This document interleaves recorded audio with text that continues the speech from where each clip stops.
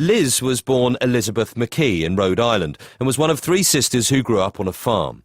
She was artistic, musical and gifted at languages and spent 17 years teaching the children of military families. 2 years later, Liz was dead too, at the age of 43. Elizabeth Ratliffe's death in Germany. I think everyone became so fascinated with that. That's Julia Sims from WRAL, who covered this case from the start. Here is another woman 20 years prior. Michael Peterson was the last person to see her alive, just like his wife Kathleen. If you see the pictures of Elizabeth Ratliffe and Kathleen Peterson side by side, they look like they could be twins. Real Crime Profile is made possible by many wonderful sponsors, from Madison Reed Hair Color to Stitch Fix Personal Shopping to Gobble Meal Delivery Service. So please, when you hear a special offer from one of our sponsors, do check it out and take advantage of it and show them your support for our show. You can also go to our website, realcrimeprofile.com, and see an up-to-date listing of the companies who help bring you Real Crime Profile and the limited time offers they have for our listeners. Remember, we can't do our show without you, and we certainly cannot do it without our sponsors. So thank you all for supporting Real Crime Profile. Even if this was an accident over in Germany in 1985, he has seen this scene and seen what an accident may have looked like, knowing what a model, using it as a model or a blueprint, so to speak, when this case is committed now in 2001. When you look at the similarities between the two, they are striking. Obviously, the most striking thing about it is that we have here now this defendant is involved in a case where 2 women are found at the bottom of a stairway dead. Hello and welcome to Real Crime Profile. This is Jim Clemente, retired FBI profiler, former New York City prosecutor, and writer-producer on CBS's Criminal Minds. And with me today is... Laura Richards, former criminal behavioural analyst at New Scotland Yard and founder of Paladin National Stalking Advocacy Service. And I'm Lisa Zambetti. I'm the casting director for CBS's Criminal Minds. Well, we are deep into our analysis of the staircase. What we want to talk about now is things that happened in Germany. Germany obviously came up in the staircase, the documentary, and we've been talking specifically about Kathleen Peterson, but it was revealed, and it was a very big reveal, that 17 years previously, a woman called Liz Ratliffe was found dead at the bottom of her staircase in Germany. Now, some of the victimology around Liz, if we talk to that first of all, well, she was born Elizabeth McKee in Rhode Island. So she was a US citizen originally, and she was one of 3 sisters. She had a sister called Betty Ann and a sister called Margaret.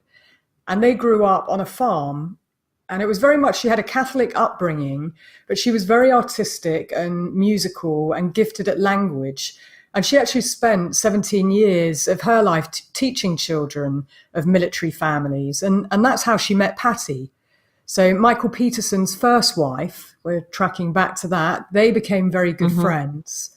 And they were both teachers together. And Liz Ratliffe, although she was born Elizabeth McKee, she married somebody called George Ratliffe. And so George was the biological father of Margaret and Martha. And interestingly, George Ratliffe was a captain in the US Air Force, and he was from Bay City in Texas, but they met quite late in life. I believe that Elizabeth Ratliffe, or Liz Ratliffe as she was known, had just turned 40 when she met George. And the sad thing was they didn't actually have too many years together. I think they were just married for a couple of years. Liz got pregnant with Margaret and then had Martha. But sadly, George was away on a mission. He was in the US Air Force and he had gone over to Panama. And very strange circumstances were that he stayed up one night writing a letter to a friend, and the next morning he had died in his sleep, and the location was never revealed where he actually died, and the cause of death was unknown as well. And that date was on November the 25th, 1975. Now, there's two Laura, striking... Just to set this up, Patty was Michael's first wife, and Patty was friends with Liz. And wasn't Michael also friends with George? Weren't they both in the military together?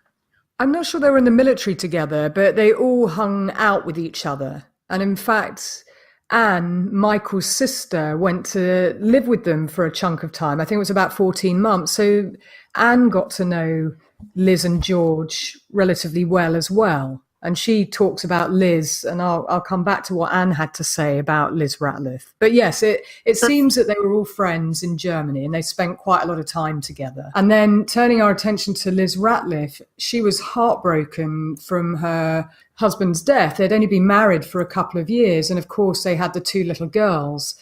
And it was on November the 25th, 1985, so 2 years later, that Liz Ratliffe was found dead at the bottom of the staircase.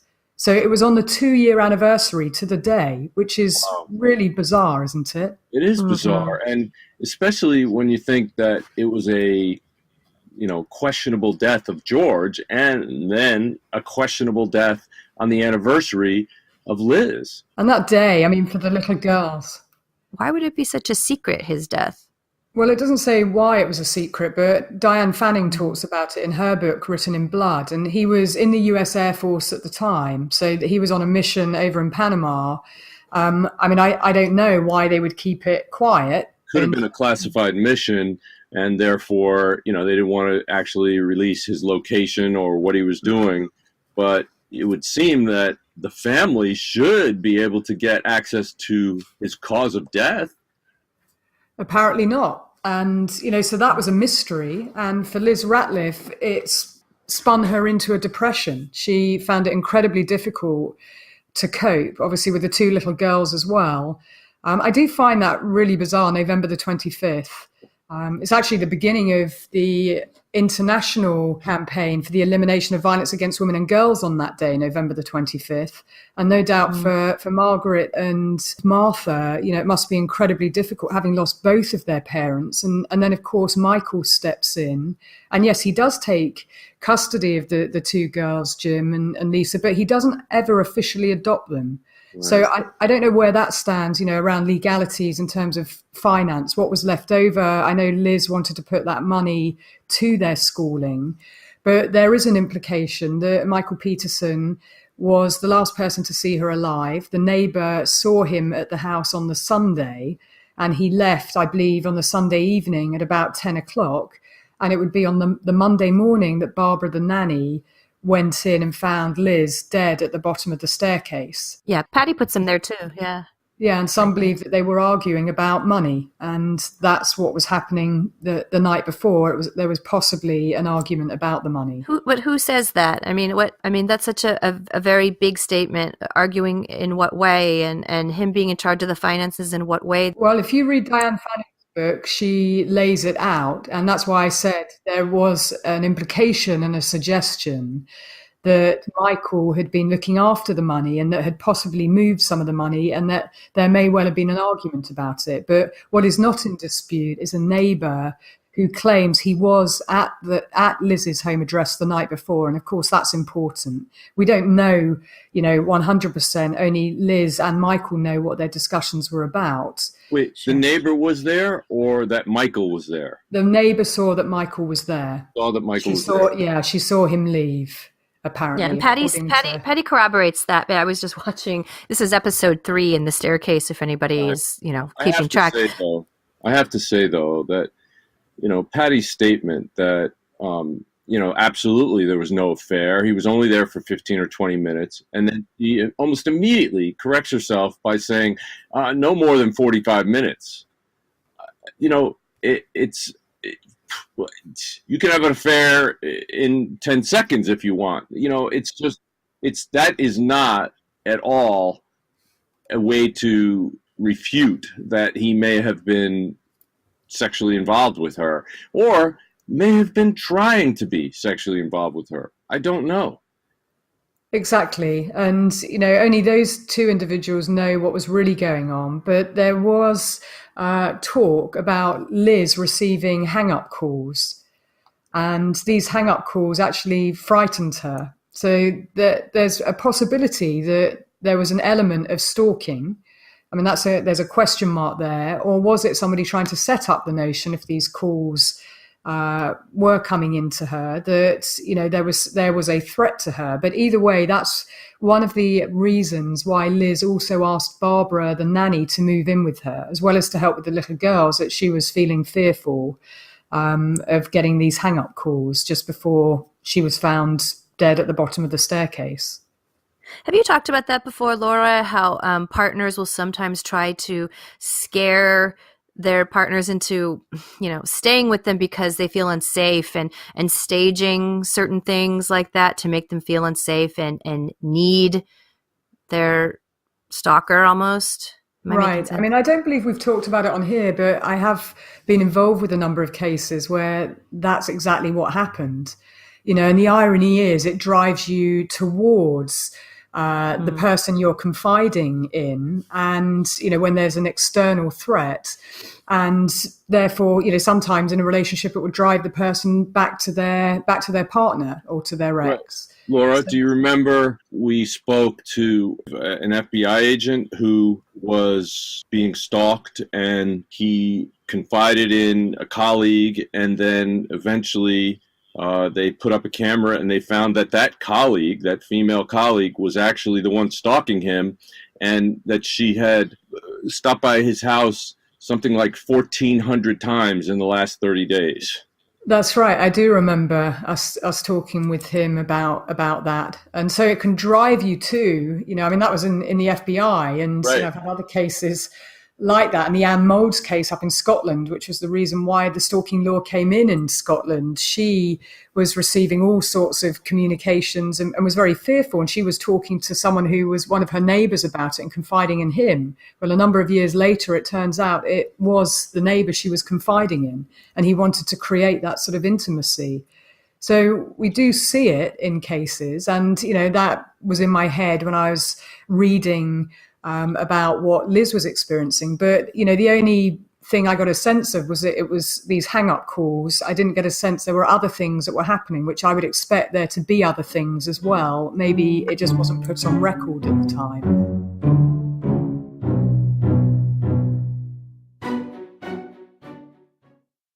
Hi, lovely listeners. It's Laura from RCP. Now, as a behavioural analyst, I know that every day we have our routines and rituals when we wake up, and we think about certain things, and then we're in automatic pilot and don't think about other things. And one thing I never used to think about, deodorant. I would just swipe it on and go. Now, you might think this is odd coming from me telling you about this product, but since I came to LA, I've been very conscious about what I put on my body and in my body. That's why I've got to tell you about the aluminium-free deodorant that changed the game for me, Kopari. Kopari's coconut deodorant is aluminium-free deodorant, or aluminum-free deodorant, as my American friends would say, that really smells great and works incredibly hard, fighting odor with plant-based actives such as sage oil and coconut oil.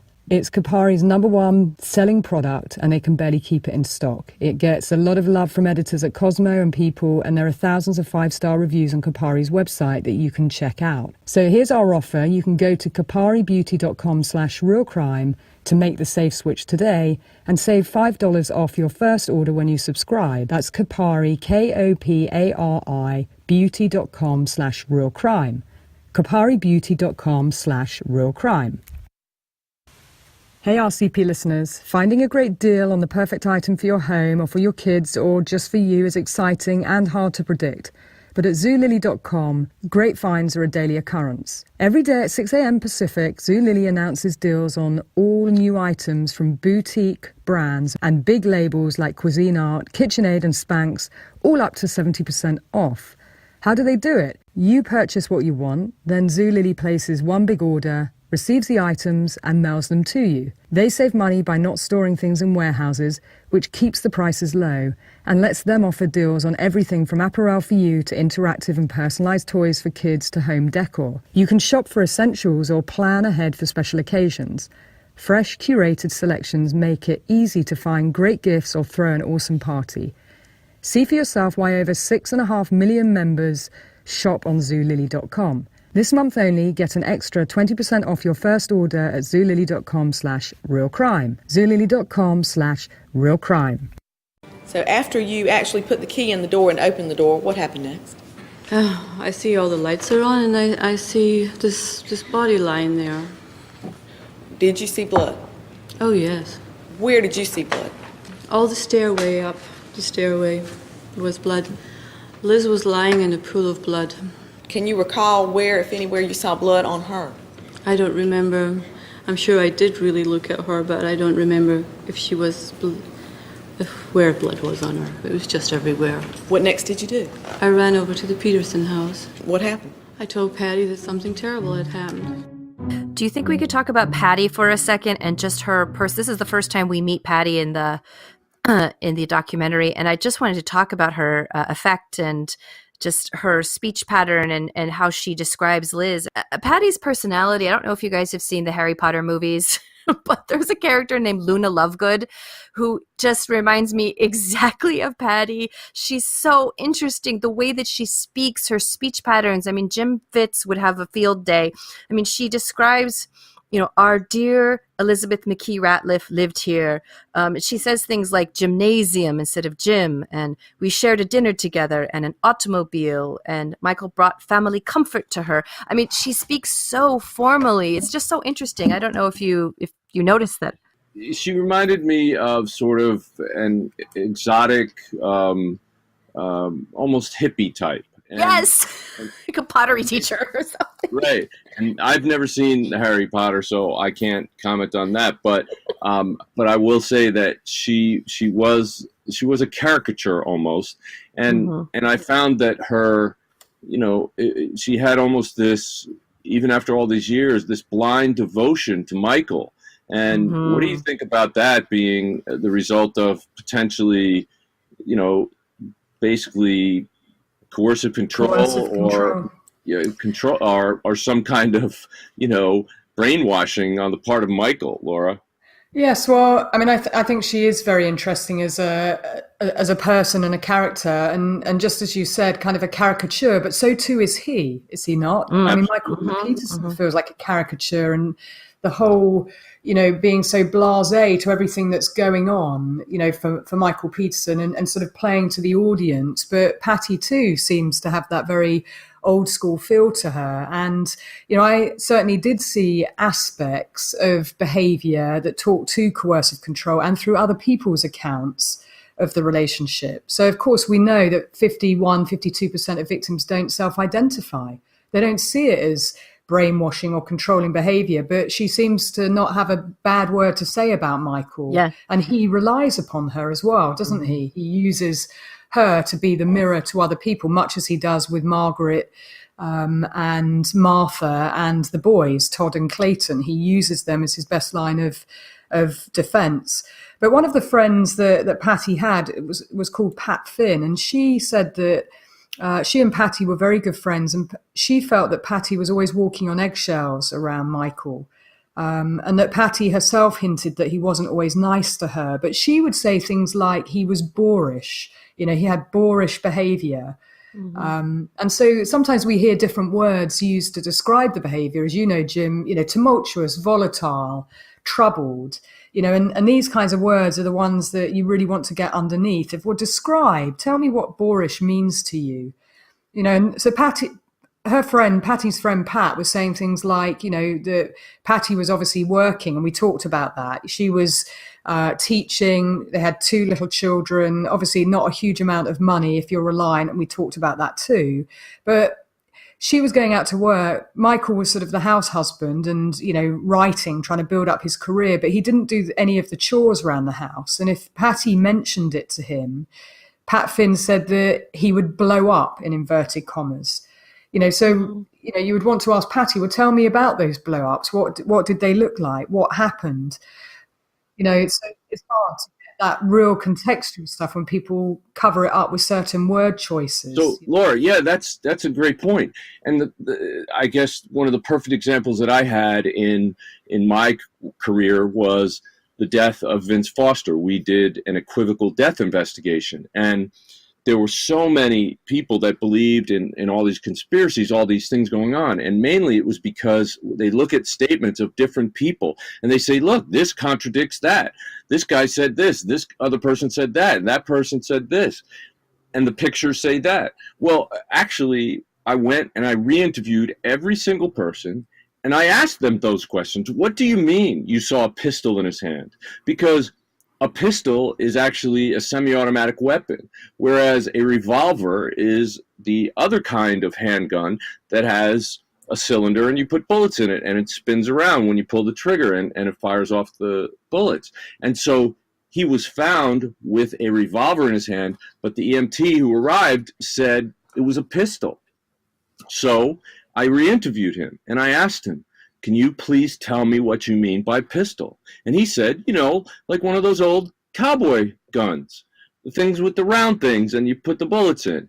So he was describing a revolver, but calling it a pistol.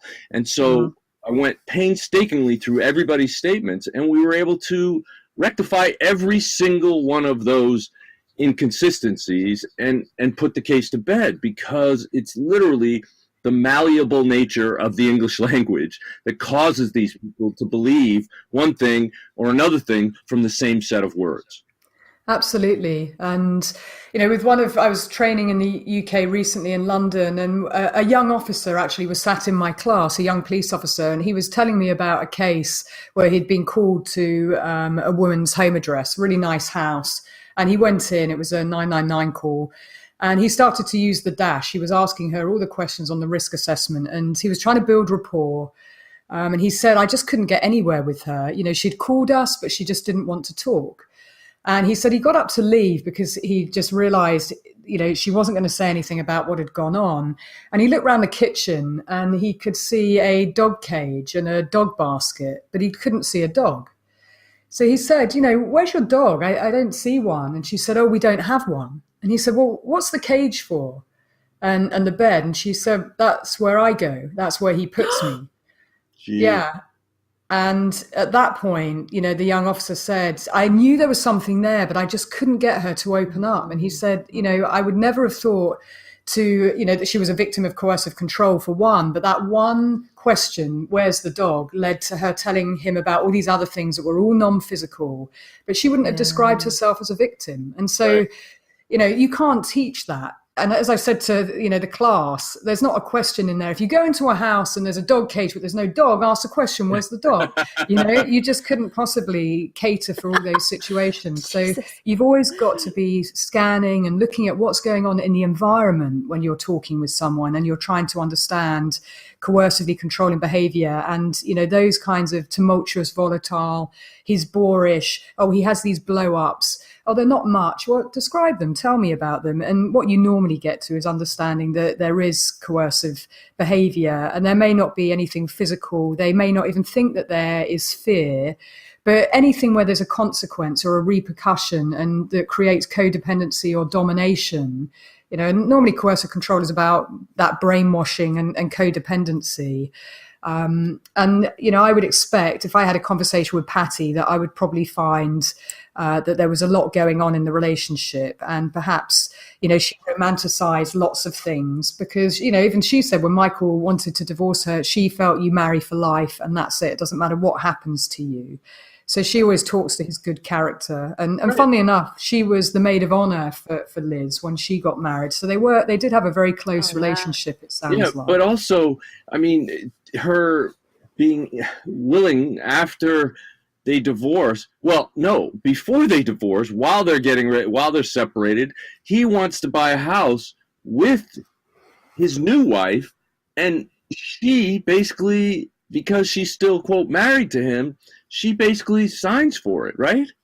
Yeah, well, that's what was recorded in Diane Fanning's book. So yes, I think that she's very, very generous towards Michael, and yet we have all these other accounts from Barbara the nanny, who also talks about Michael's temper, and Anne the sister, and Kathleen's account of after they're on honeymoon, that he shakes her violently.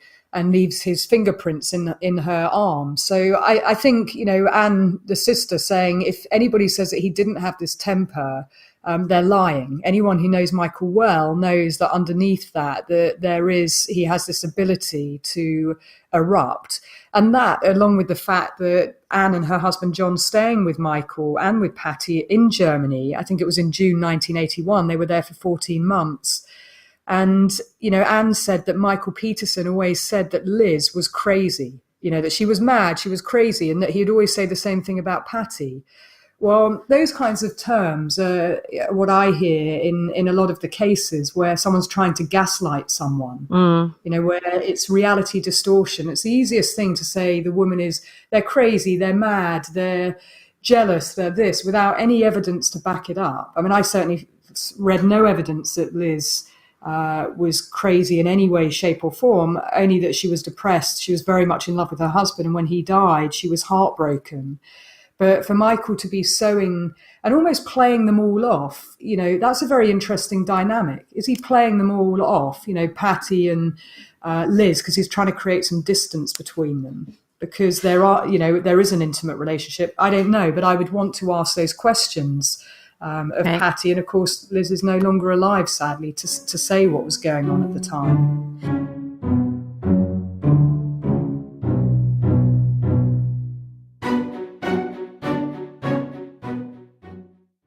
One of the most important things we do for our health every day is brushing our teeth, yet most of us don't do it properly. Quip is a better electric toothbrush created by dentists and designers. Quip was designed to make brushing your teeth more simple, affordable, and even enjoyable. Quip has a built-in 2-minute timer which pulses every 30 seconds to remind you when to switch sides, a helping guide to a full and even clean. Well, that's important as 90% of us don't brush for a full 2 minutes or don't clean evenly. I've got to say, I love the fact that it doesn't require a clunky charger and runs for 3 months just on one charge. They're all the reasons I love Quip and why they're backed by over 20,000 dental professionals. Quip starts at just $25, and if you go to getquip.com/realcrime, you get your first refill pack for free with a Quip electric toothbrush. That's your first refill pack for free at getquip.com/realcrime. So what happened then? Well, there was a lot of commotion. Barbara was hysterical. The nanny was hysterical. She was shaking, visibly shaking. She was very loud, crying, sobbing. I think I was crying and sobbing. I think a lot of people were crying and sobbing. But we can see for ourselves what a gentle soul Patty is. She's so gentle and so soft. And I'm also wondering, Laura and Jim, if there's a translation issue here, because while she is American, she mainly speaks German for her daily life. And I'm noticing this question that good old Ron Garrett just fires right at her in Germany and says, look, this is a really hard question for me to ask, but do you think there's a chance that Michael and Liz were, having an affair? And she says, my response would be absolutely not. I thought that was a really interesting way to put it. My response would be. It's such a distant way. And instead of saying, fuck no, or whatever, she's like, I don't know. The way that she speaks even is so interesting. And I wonder, I don't know. If we were to analyze that, we would say that's a non-denial denial. She didn't say no. She said my response. Now, that could mean internally she could be calculating, well, I'm not going to say on the air for everybody's benefit what I really believe. Mm-hmm. She's not saying I believe he did not have an affair. She's saying my response would be. And that's a way to distance herself, you're right, from the information that she's giving out at that time. Mm-hmm. Yes, I mean it sounds like it's there's comportment there and image management. It's something she's thought of before, something she's been asked before, and she has created an answer to that question. How much time Liz and Michael were spending together, who knows? That is a big question mark. And certainly it seems to be Amy who said, just tracking back, Lisa, to your question, well, who said about the money and who said that there may have been an argument? Amy gives an account that Michael Peterson was looking after the money, and that possibly he had moved the money without telling Liz, put it into some other, account or investment, and that's where there might have been some tension around. Well, if that were the case, then that would be motive for murder, and that's an interesting thing. I don't know if it's corroborated, but it certainly would provide motive for murder. But another thing that she said was that Michael was providing family support. So that's what Patty said, why he would stay after dinner. They would all dine together, and then she would take the boys back to their house to go to bed, and then he would stay to bring family comfort to them, in the wake of George's death. Family comfort. It's very weird. Very weird. But again, it could be a language thing, but also it's just, why not friendship? Why family comfort? Comforting their family? Is that what she's trying to say? Yes. Yes. And, what do you think of the fact that they look so much alike? Is this just a random thing that Liz and Patty and Kathleen, if you put them in a lineup, I think it'd be pretty hard, to tell them apart at certain points in their youth. I mean, when he met them.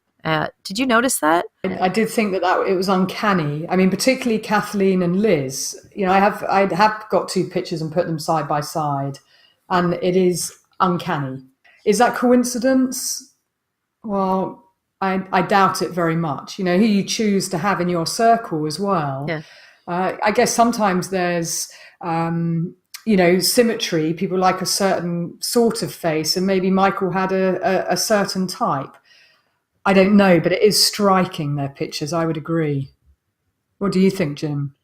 I didn't actually notice that, and maybe it's because you see Patty in her current state, and you see the pictures of both Catherine and Liz from long ago. So I didn't actually see the resemblance, but I think you're right, Laura. I mean, people have a type, and that typically that they're attracted to.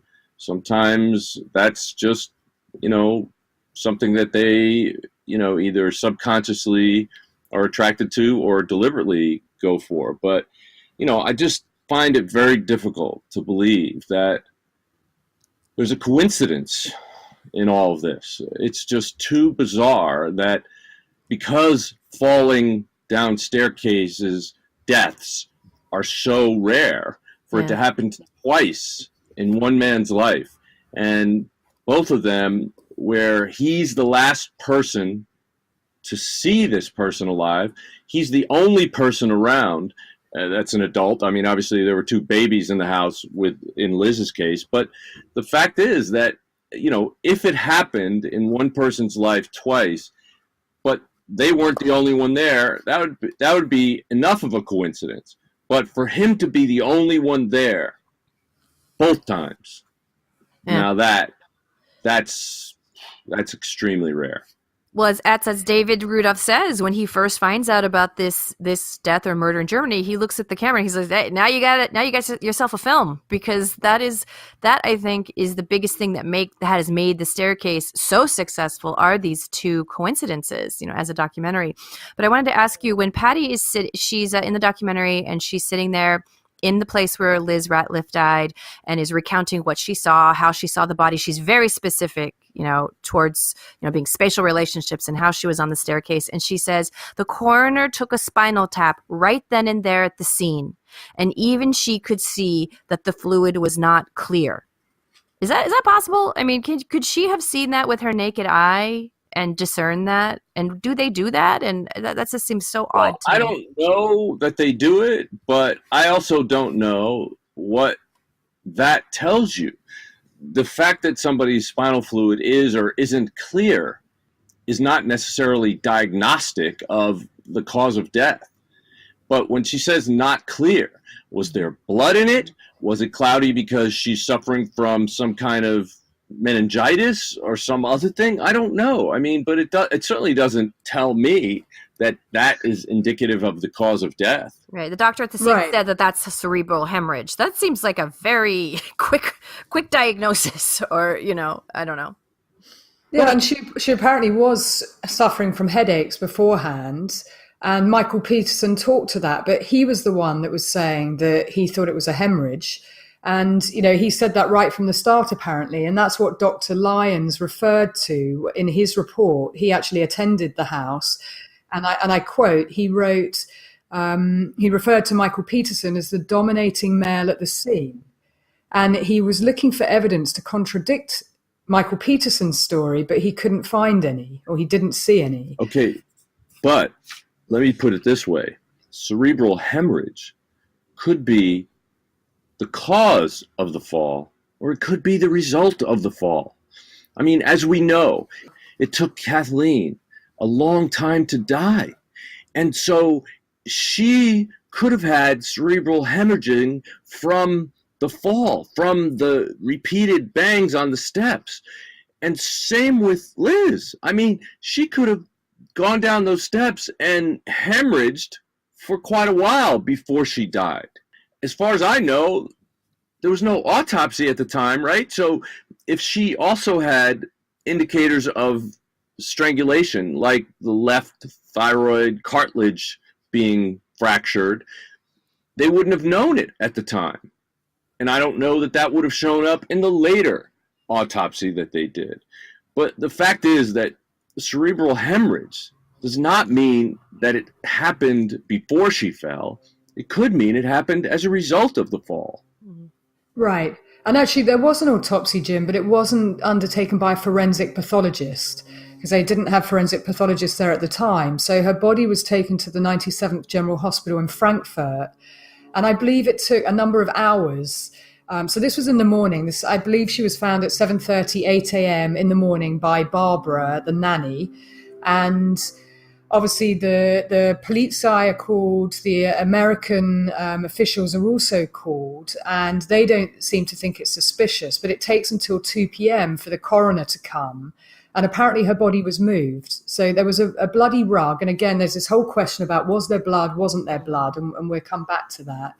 But in the account that was written in Diane Fanning's book, there was a bloody rug that was cleaned up and her body was put into a garage. And then they took her to the hospital in Frankfurt, and a Dr. Larry Barnes undertook the autopsy. And this was his 5th autopsy. All 4 cases prior to that were vehicle trauma related cases. There were no photos taken, no diagrams of the wounds, and he determined cerebral hemorrhage as well. So it doesn't sound like it was, particularly thorough, inquisitive, questioning or, from the start of Michael Peterson saying this is what he believed it to be. Therefore, those officials that attended seemed to buy into his narrative and then confirm his narrative, which is very concerning. Yeah, I mean, it seems like all 5 autopsies he did were accidental deaths. That's just very convenient. I mean, he's not a very experienced medical doctor in the area of autopsies, and so he may not have done a good job. I don't know. I mean, obviously, it's the kind of thing that was contradicted in the later autopsy when she was exhumed. All right, well, obviously, we have a lot more to talk about, even just about Liz.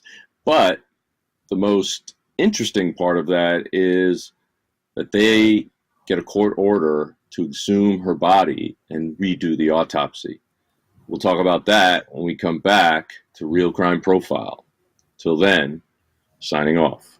If you like our podcasts, there are a few things you can do. You can take 2 minutes and go to Apple Podcasts and leave a 5-star review. You can also check out all Real Crime Profile offers and promotions and our sponsors in our show notes. Another thing you can do is go to Facebook and like our Facebook page, and you can also follow us on Twitter at Real Crime Profile without the E. And one last thing, please tell your friends, family and colleagues about us and spread the Real Crime Profile word. Thank you so much for listening. We really appreciate all of our listeners. Real Crime Profile is produced and edited by Paul Francis Sullivan. Sound engineering by Mike Thal. Music is composed by Simba Tsumba. Logo art by Jim Clementi. Real Crime Profile is produced by XG Productions and distributed by Wondery. For advice and support if you're experiencing stalking in the UK, you can contact Paladin National Stalking Advocacy Service on 0203 866 4107. Or you can go to the website where there's a lot of information and advice that you can follow on www.paladinservice.co.uk. If you're experiencing domestic abuse, you can call the National Domestic Violence Helpline for free on 0800 2000 247. In the US, if you're experiencing domestic abuse and need advice, shelter or counselling, you can call Genesis, the 24-hour hotline, on 214-946-4357. You can also go to their website for further advice or support, www.genesisshelter.org.